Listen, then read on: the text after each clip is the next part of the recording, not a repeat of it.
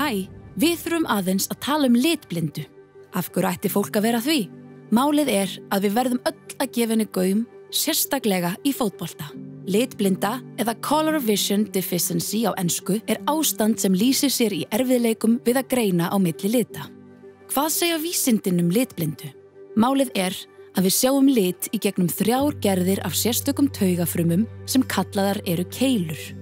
Þessar keilur skynja rauðan, bláan og grænan lit og saman gera þær okkur kleift að sjá alla regnbogans liti.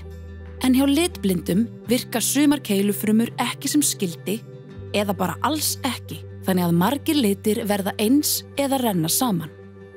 Vissir þú að litblinda einn af algengustu erfðagöllum í heimi? Það bil 1 af 12 karlmönnum erfa litblindu en aðeins 1 af 200 konum. Það vegna þess að litblinda karla erfist eingöngu frá móður. 300 milljónir manna allan heim eru með einhvers konar litblindu. Það jafngildir íbúafjölda Bandaríkjanna. En höldum okkur á heimavelli. Á Íslandi eru 16.400 einstaklingar litblindir, eða 4,5% þjóðarinnar sem á við 1,5 þéttsetin Laugardalsvöll. Miðað við að 70% áhorfenda á fótboltaleikjum séu karlmenn má gera ráð fyrir því að á stórleik á Laugardalsvelli séu allavega 600 litblindir í áhorfendahópnum.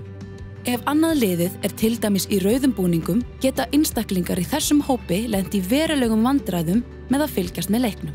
Og það eru bara áhorfendurnir. Litblinda getur haft áhrif á alla sem tengjast fótbolta, leikmenn, stjórnendur, sjálfboðaliða, þjálfara, dómara, hvern sem En skiptir það máli?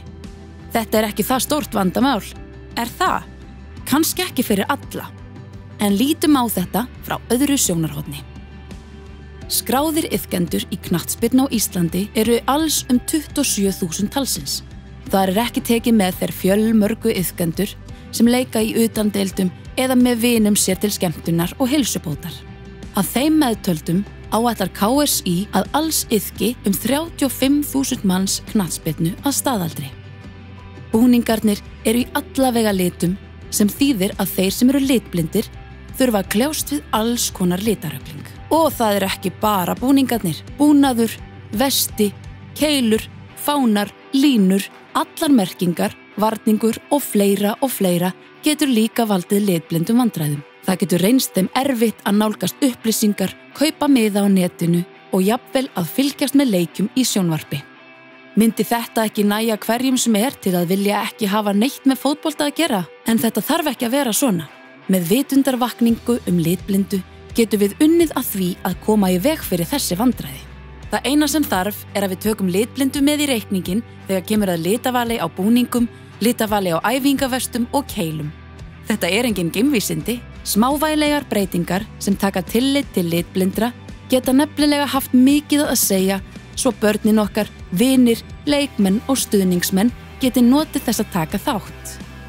Fótbolti vinsælasta íþrótt heims. Fótboltahreyfingin þess vegna í einstakri stöðu til að ryðja brautina fyrir litblinda og hvetja þannig til þess að aðrar íþróttagreinar og samfélagið allt fylgi í kjölfarið. Að því sögðu eigum við ekki að kýla á þetta.